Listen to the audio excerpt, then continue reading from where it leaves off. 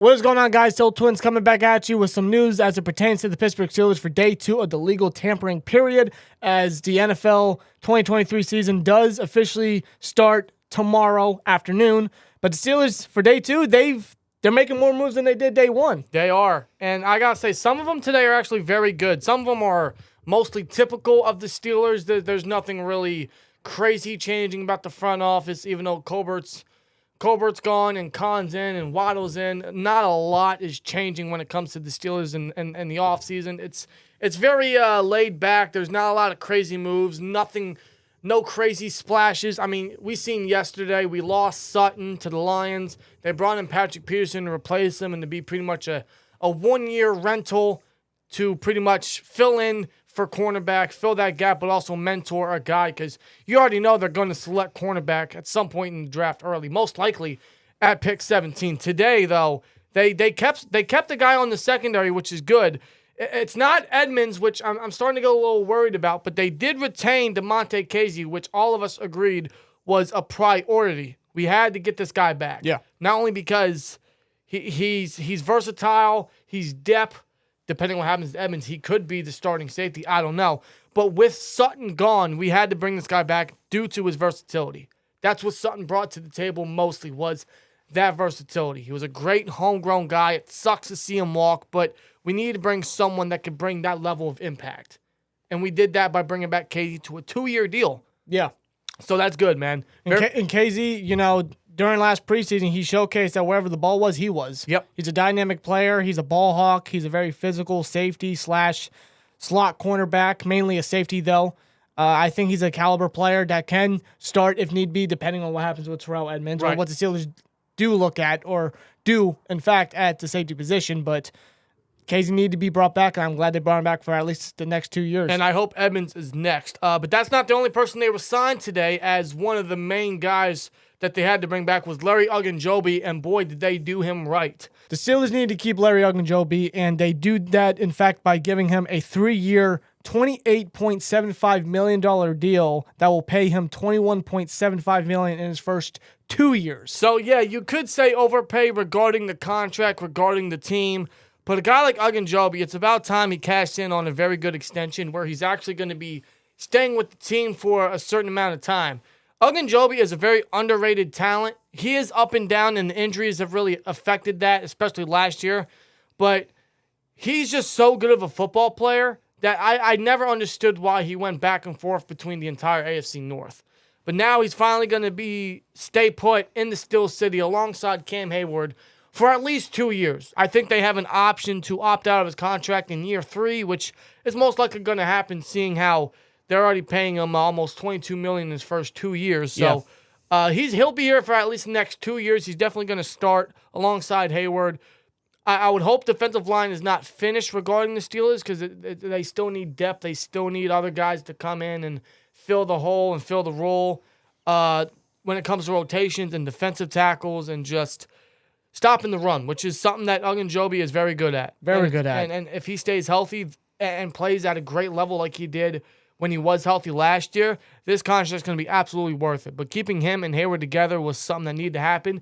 It's something the defensive line needed, man. Since Tuitt's been gone, we just haven't had nobody to stay right there with Hayward. Or play at a consistent level at that, especially in the run game. Larry Ogunjobi brought that. I think he will continue to bring that with this deal. This deal is very similar to what he actually had. As a matter of fact, I think he was supposed to have more with the Chicago Bears that he agreed to last free agency. I remember that. But it was voided because he didn't pass the physical. Right. He was still hurt at the time. That obviously led to him waiting in free agency and the Steelers capitalizing on when he was fully healthy. Later in free agency, before the season started, he showcased his impact on the defensive line for the Steelers, and he catches in on a big contract right here to what he is deserving of. I'm glad that Larry Ogunjobi sticks around on this defensive line, sticks around with the black and gold, because he needed to. And at his age, it's very good for him and very good for the Pittsburgh Steelers. So very good move by the Steelers. Very happy to hear this. I do hope they're not done with the defensive line. They got to continue to boost.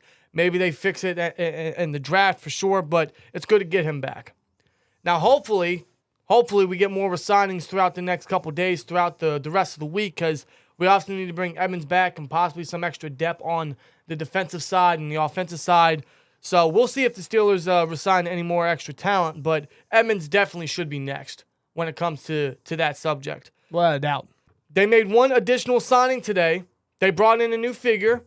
And a piece on the offensive line. Steelers signed former Eagle and Jet guard Nate Herbig to a 2-year, $8 million deal. This was a guy that was on our free agency wish list that we made. He went undrafted in 2019, and Andy Weidl, who was at the time part of the Eagles front office, called him up, offered him a contract, and he filled in very well as a depth piece all alongside the interior offensive line for how many years for the Eagles, and he did just that last year for the Jets as he started 11 games.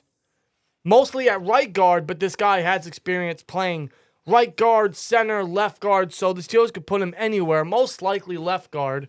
And I think they're going to get a pretty stellar signing here for sure. Yeah. Now, it's not flashy, it's not big. This reminds me very much of the Mason Cole deal last year, only a lot cheaper. He only signed for 2 years, $8 million, $4 million guaranteed only, which is it's a pretty solid contract for him. Again, it's not a splashy move. It's very similar to Cole from last year. He's that guard center hybrid. He can swing from any position if need be.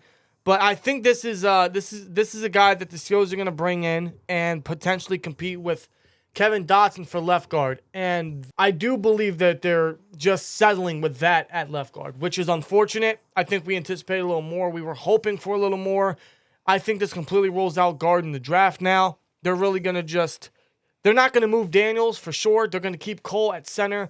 And Waddle loves this guy just from the Eagles connection. Yeah. And, of course, he has bloodlines in the NFL as his brother Nick out of Wisconsin is coming into the NFL draft this year. So it seems like all of the stars aligned for the Steelers to target this guy, which is also a reason why he was on our wish list. Yeah. This guy, man, when he started, he was very dependable. If he can push Kevin Dotson to the limit and take his job, I'd say that's an upgrade. It's not crazy. It's nothing mind-blowing.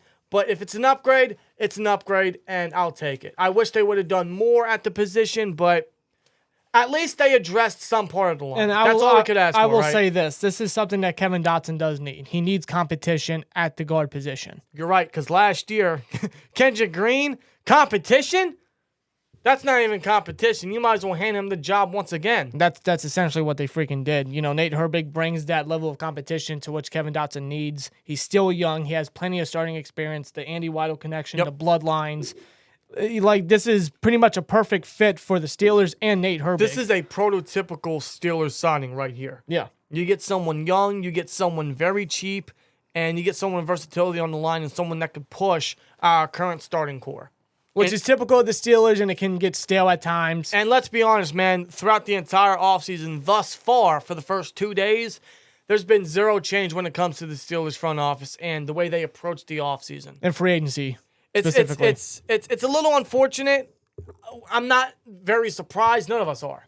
Just because Colbert left and we got new guys in doesn't mean we're going to get no drastic changes. No one expected that, especially when they in-house promoted the next GM in Omar Khan, which we all like. We all really are very much hopeful for him and his future and what he could bring to the team. We're all believers in King Khan. Exactly.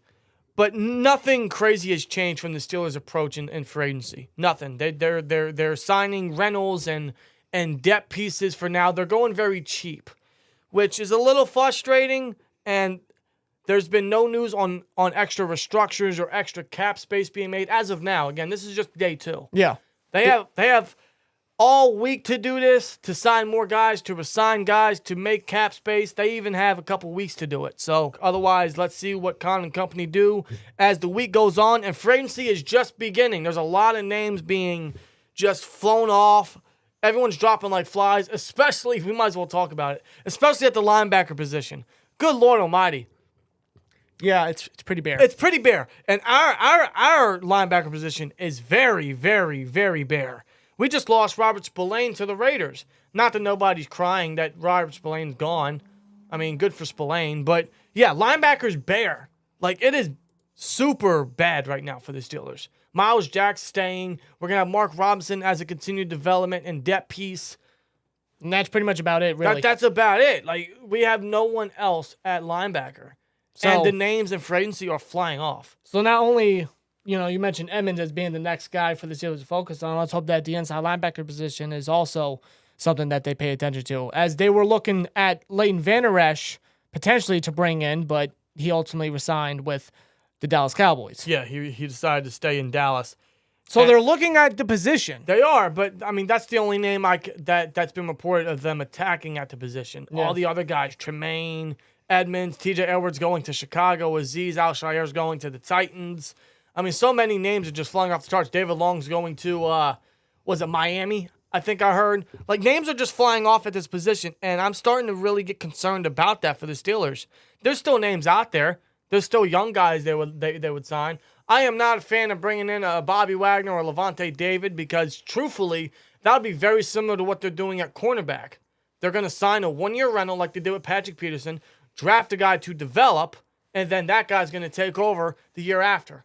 Which, you could agree to that, and seeing that Kenny's under a rookie contract, I can kind of see that. When I know for a fact that the Steelers could have created more cap space and made a bigger push for a guy to be here for the next couple years rather than signing a vet guy and then developing someone through the draft, I don't know. I just feel like they could have made more of an aggressive push for certain positions and certain guys to stay, like Cam Sutton or like a guy at the linebacker position. There's still time.